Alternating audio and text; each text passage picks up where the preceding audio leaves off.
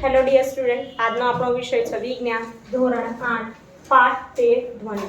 આજે આપણે આ વિડીયોમાં પ્રબળતા અને પીચ એ ઉપરાંત કેટલા ડેસિબલ સુધી આપણે અવાજ સાંભળી શકીએ છીએ, શ્રાવ્ય અશ્રાવ્ય ધ્વનિ, ઘોંઘાટ અને સંગીત, ધ્વનિ પ્રદૂષણની હાનિઓ એટલે કે આપણને કેવી રીતે નુકસાન પહોંચાડે છે અને એ ધ્વનિ પ્રદૂષણ છે એને કેવી રીતે આપણે નિયંત્રણમાં લાવી શકીએ એના વિશે માહિતી આ વિડીયોમાં મેળવીશું. તો વિડીયો તમે ધ્યાનથી જોજો, પાઠ્યપુસ્તક જોડે રાખજો, નોટબુક પર જોડે રાખજો જેથી અગત્યના પોઈન્ટ તમે નોટ ડાઉન કરી શકો. તો આપણે વિડીયોની શરૂઆત કરીએ એ પહેલાં મેં તમને આગળના વિડીયોમાં અભ્યાસ કરાવ્યો હતો એનું થોડું રિવિઝન કરી લઈએ. બરાબર, જે ઘરે બેઠા છે એ ઓનલાઈન અભ્યાસ કરે છે એ જવાબ આપજો ને મારી સામે જે વર્ગમાં બેઠેલા વિદ્યાર્થી છે એ અહીંયા આંગળી ઊંચી કરી જવાબ આપજો એટલે ખબર પડે કે તમને કેટલું આવડ્યું. બરાબર છે? ઓકે, હવે મેં તમને આવૃત્તિ, કંપ વિસ્તાર અને આવર્તકાળની વ્યાખ્યા લખાવી હતી અને તૈયાર કરવા પણ કહી હતી જો તમને યાદ હોય તો. તો ચાલો, આવૃત્તિ કોને કહેવાય? આવૃત્તિ એટલે શું? બોલો સ્મિત. એક સેકન્ડ દીઠ થતા દોલનોની સંખ્યાને દોલનની આવૃત્તિ કહે છે. એક સેકન્ડ દીઠ થતા દોલનોની સંખ્યાને દોલનોની આવૃત્તિ કહેવાય. Very good.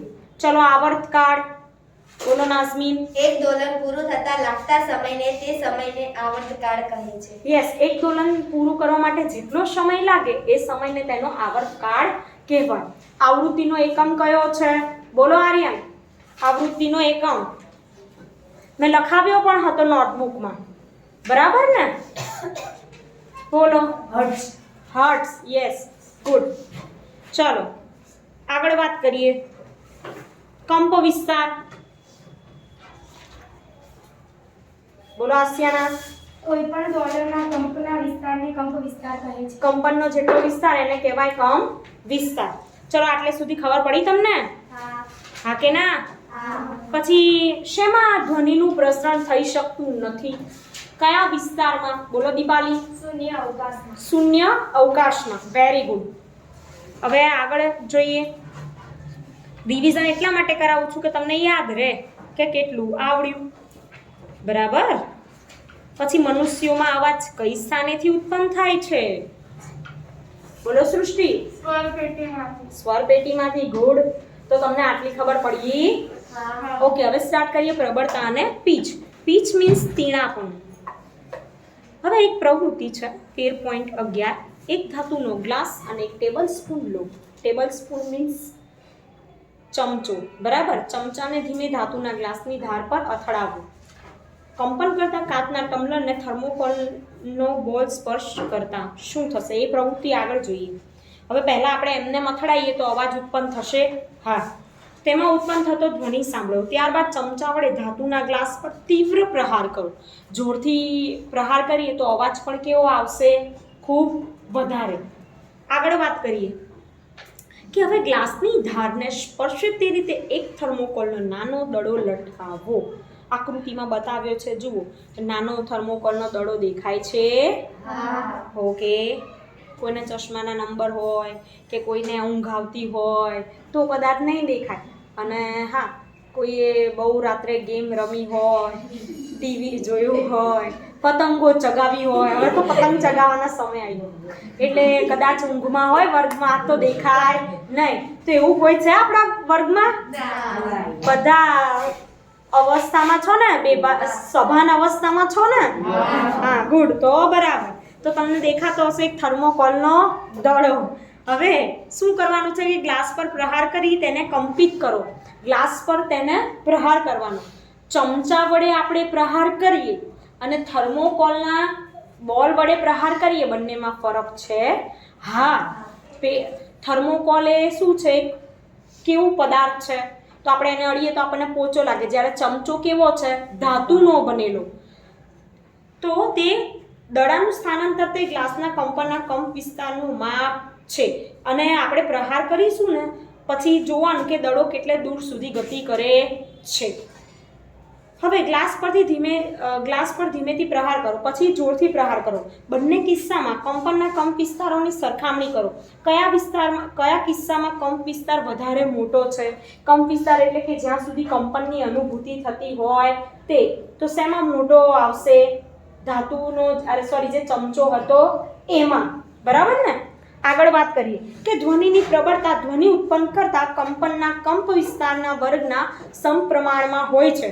ઉદાહરણ તરીકે જો કંપ વિસ્તાર બમણો કરવામાં આવે તો પ્રબળતા 4 ગણી વધી જાય છે. અને પ્રબળતા શેમાં મપાય છે? ડેસિબલ એકમ છે. ડેસિબલને ટૂંકમાં ડીબી પણ કહેવાય છે. રોનક હવે યાદ રાખજો કે કંપ વિસ્તાર બમણો તો પ્રબળતા 4 ગણી.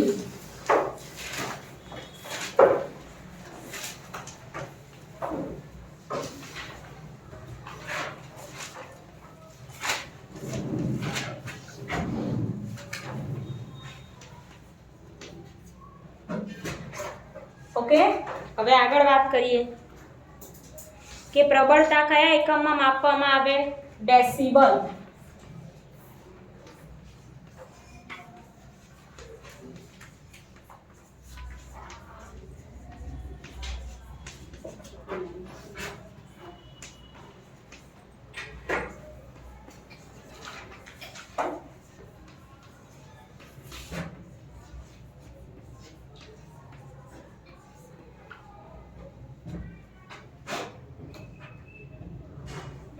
હવે જુઓ નીચેનું કોષ્ટક.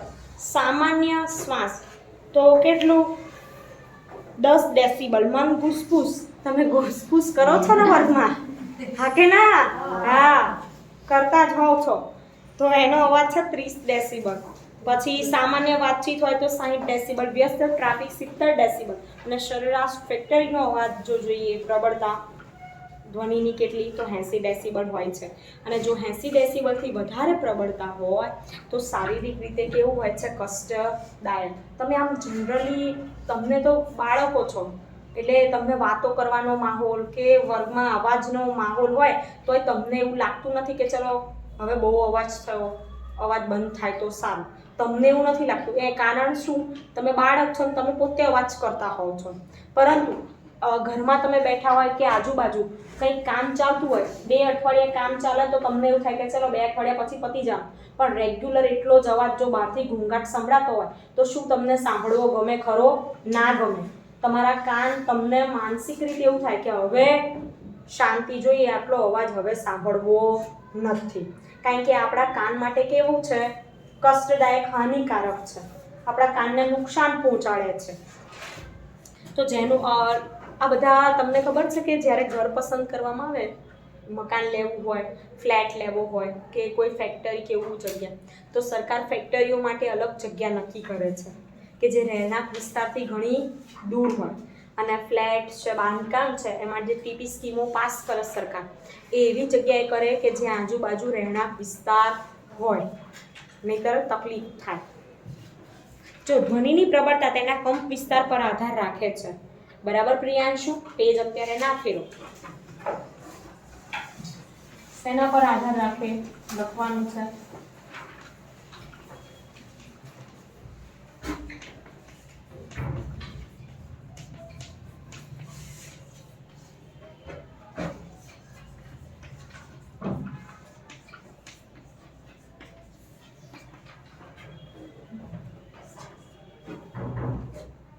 ચલો આગળ. જ્યારે કંપનનો કંપ વિસ્તાર વધારે હોય તો ઉત્પન્ન થતો ધ્વનિ મોટો હોય છે. બરાબર? અને જો કંપ વિસ્તાર નાનો તો ધ્વનિ કેવો હોય? નબળો હોય. કોઈ બાળકની ધ્વનિની સરખામણી પુખ્ત વ્યક્તિના ધ્વનિ સાથે કરો.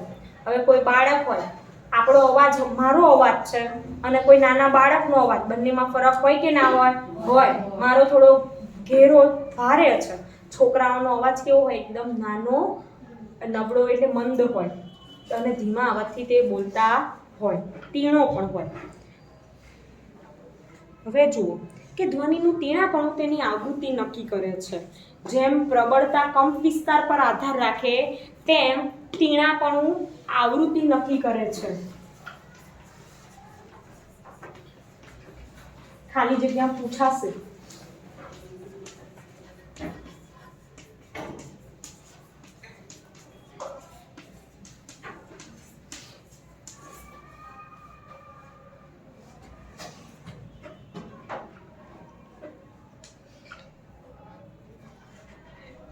જો કંપનની આવૃત્તિ વધારે તો અવાજ તીણો અને જો આવૃત્તિ ઓછી તો અવાજ કેવો કે તીણો વધુ હોતો નથી.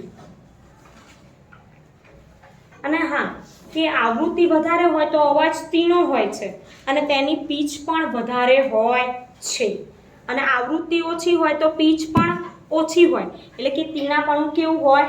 ઓછું.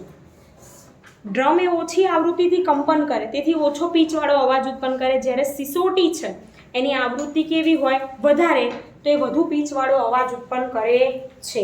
હવે સિંહની ગર્જના તમે સાંભળી છે બધાએ? એની પીચ ઓછી હોય છે અને પક્ષી ઉચ્ચ પીચવાળો ધ્વનિ ઉત્પન્ન કરે છે. પક્ષીઓનો ધ્વનિ નિર્બળ હોય છે, દુર્બળ મીન્સ. હવે આપણે દરરોજ બાળક અને પુખ્ત વ્યક્તિના અવાજ સાંભળીએ છીએ, બરાબર? તો બાળકની ધ્વનિની આવૃત્તિ પુખ્ત વ્યક્તિના ધ્વનિની આવૃત્તિ કરતાં વધારે હોય છે, અને સામાન્ય રીતે સ્ત્રીના અવાજની આવૃત્તિ વધારે હોય અને પુરુષ કરતાં તીણો હોય છે સ્ત્રીઓનો અવાજ. પુરુષોનો કે છોકરાઓનો અવાજ ભારે હોય, જ્યારે છોકરીઓ અને સ્ત્રીઓનો અવાજ કેવો હોય છે? તીણો હોય છે. હવે વાત કરીએ શ્રાવ્ય ધ્વનિ અને અશ્રાવ્ય ધ્વનિ.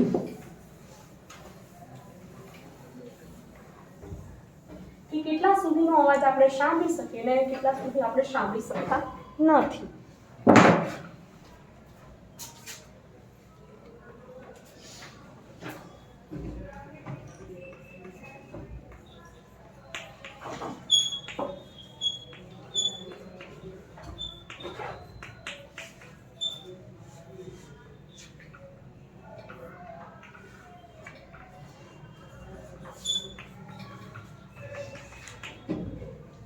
શ્રાવ્ય અશ્રાવ્ય ધ્વનિ. ધ્વનિની ઉત્પત્તિ માટે આપણે કંપન કરતા પદાર્થની જરૂર પડે છે. શું આપણે બધા જ કંપન કરતા પદાર્થોના ધ્વનિ સાંભળી શકીએ છીએ? Question mark. હકીકત છે કે 20 કંપન પ્રતિ સેકન્ડ એટલે કે 20 હર્ટ્ઝ કરતાં ઓછી આવૃત્તિવાળા ધ્વનિ મનુષ્ય કાન વડે પારખી શકાતા નથી, અને આવા ધ્વનિને અશ્રાવ્ય ધ્વનિ કહે છે. તમને પૂછાશે અશ્રાવ્ય ધ્વનિ એટલે કેટલા આવૃત્તિ હોય? તો 20 હર્ટ્ઝ કરતાં ઓછી આવૃત્તિ.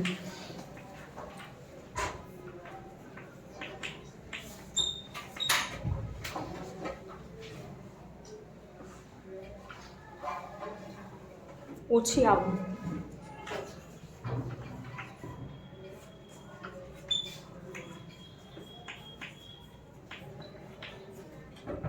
બરાબર? એ આપણે મનુષ્ય કાન વડે સાંભળી શકાતા નથી, અને આવા ધ્વનિ અશ્રાવ્ય ધ્વનિ છે. બીજી બાજુ 20,000 કંપન પ્રતિ સેકન્ડ એટલે કે 20 કે હર્ટ્ઝ કરતાં વધારે આવૃત્તિવાળા ધ્વનિ પણ મનુષ્ય કાન માટે અશ્રાવ્ય છે.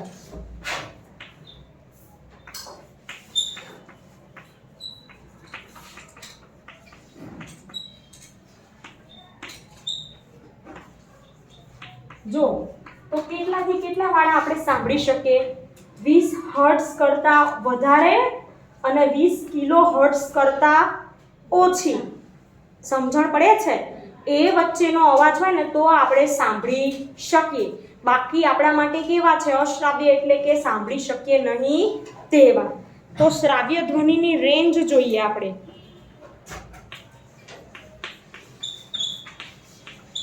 શ્રાવ્ય એટલે સાંભળવું ગુજરાતીમાં.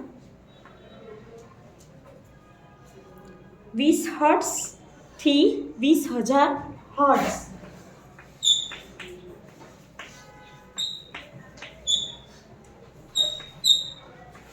20,000 જ છે ને?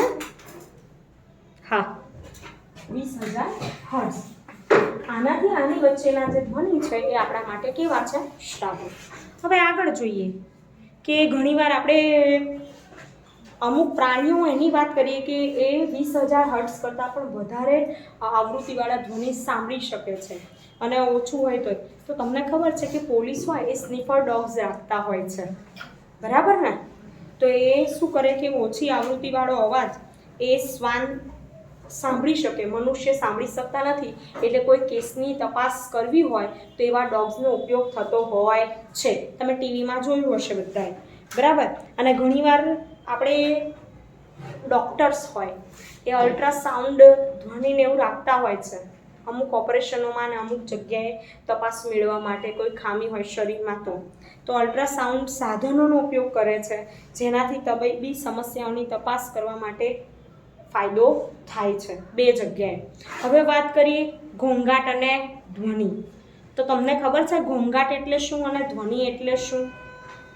તમે જ્યારે રિસેસ પડે, પછી પીરિયડ બદલાય, કે જ્યારે શિક્ષક કંઈક કરતા હોય, બોર્ડ પર લખતા હોય કે ભણાવતા હોય ને તમે અંદર અંદર જોર જોરથી વાતો કરતા હો, મોટે મોટેથી બૂમો પાડતા હો, એ તમારો ઘોંઘાટ છે. તો બોલો ઘોંઘાટ એટલે શું? ખબર પડી કે ના પડી?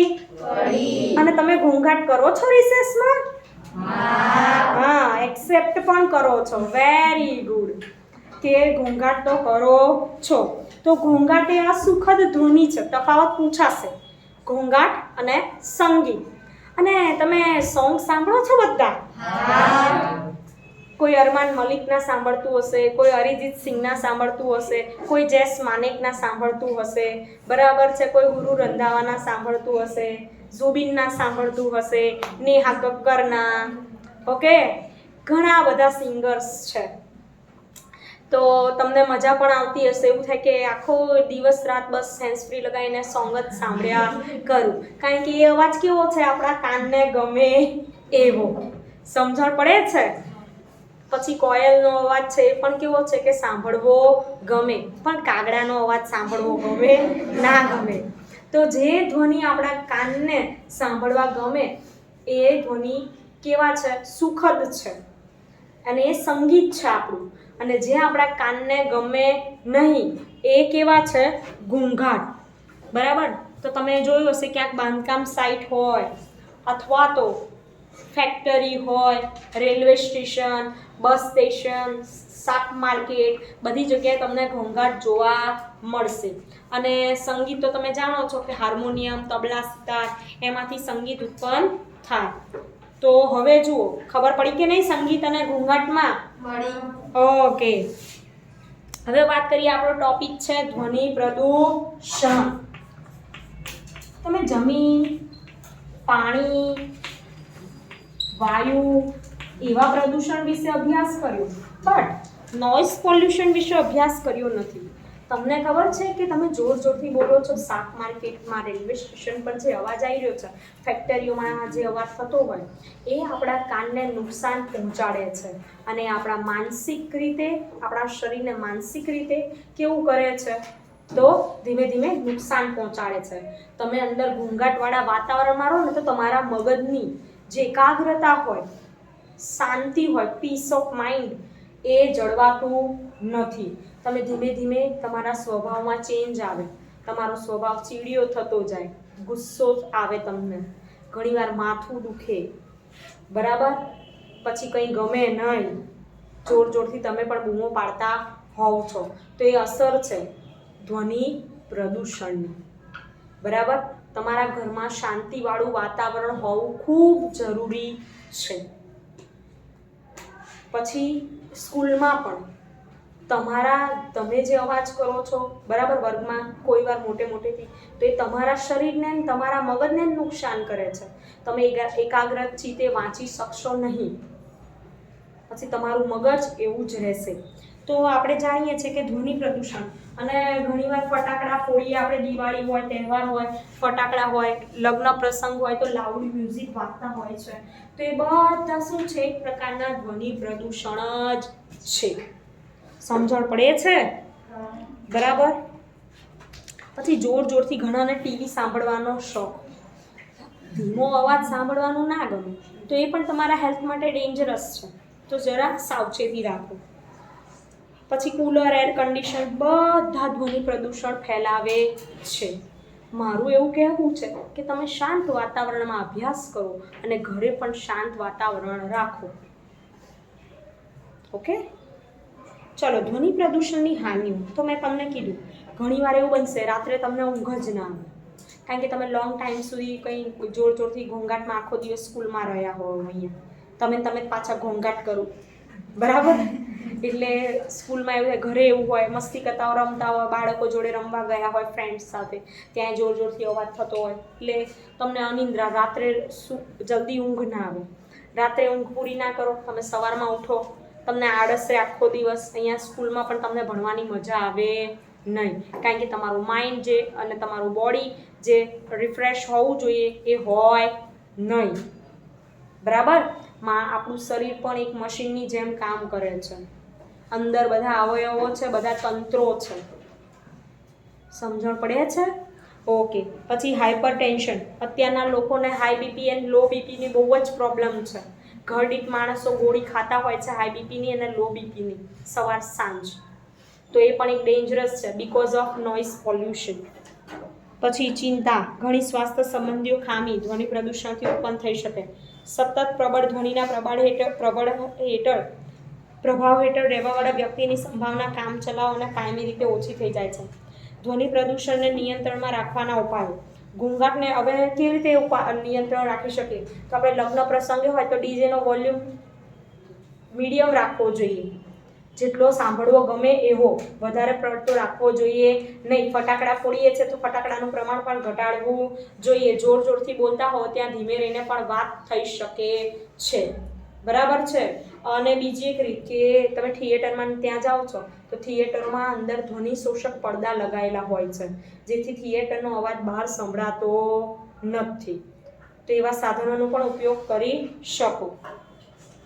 અને હા, પછી જો હવાઈ જહાજ, એન્જિન, પરિવહન, ઔદ્યોગિક મશીનો, ઘરેલું ઉપકરણોમાં સાયલેન્સર લગાડવા જોઈએ. તો એમાં આપણે સાયલેન્સર લગાવતા હોય છે, ઘણા તો સાયલેન્સર ચેન્જ કરાવી અને જોર જોરથી અવાજ આવે એવા કરાવી દેતા હોય છે. તો એ પણ શું છે? એક પ્રકારનું નોઇઝ પોલ્યુશન. એ ઉપરાંત ઘોંઘાટ ઉત્પન્ન કરવાવાળી કામગીરી રહેણાંક વિસ્તારથી દૂર રાખવી જોઈએ, મેં તમને પહેલાં જ કીધું. પછી ઓટોમોબાઈલ વાહનોના હોર્ન ઉપયોગ બને તેટલો ઓછો કરવો જોઈએ. તમને ખબર છે સ્કૂલ હોય, હોસ્પિટલ હોય ને ત્યાં નો હોર્ન ઝોન હોય છે, કે અહીં હોર્ન વગાડવો પ્રતિબંધ છે.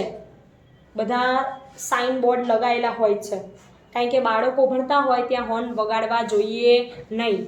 સમજણ પડે છે? હોસ્પિટલમાં પણ દર્દીઓ હોય છે તો ત્યાં પણ હોર્ન ના વગાડવા જોઈએ.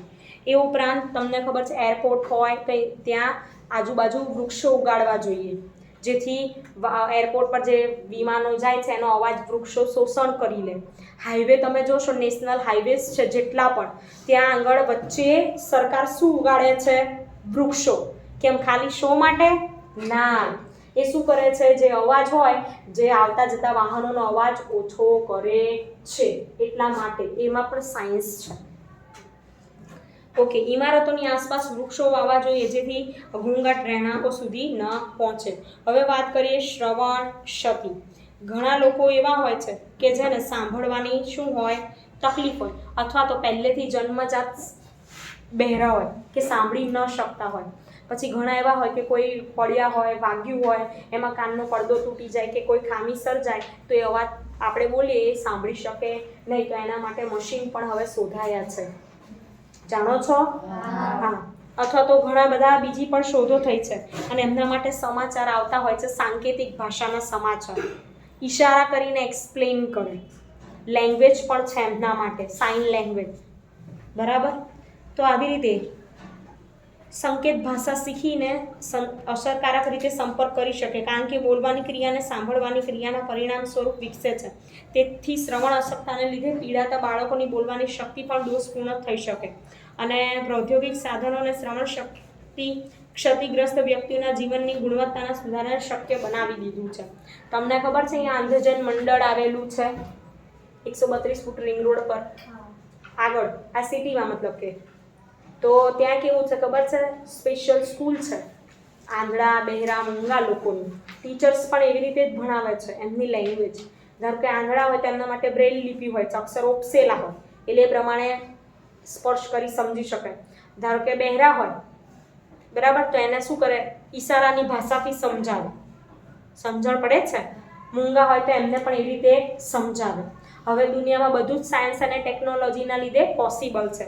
તો અહીંયા પાઠમાં આપણે જેટલું શીખ્યા તમારે એ બધા પોઈન્ટ તૈયાર કરવાના છે. સ્વાધ્યાયના પ્રશ્ન તમારે લખી પાઠ્યપુસ્તકમાંથી પ્રશ્ન તમે જવાબ ના આવડે કદાચ તો તમે પાઠનું વાંચન કરશો એટલે તમને જવાબ આવડશે. તો સ્વાધ્યાયના પ્રશ્ન નોટબુકમાં લખવાના છે અને તૈયાર પણ કરવાના છે. આ વિડીયોમાં આપણે સુધી રાખીશું. Thank you.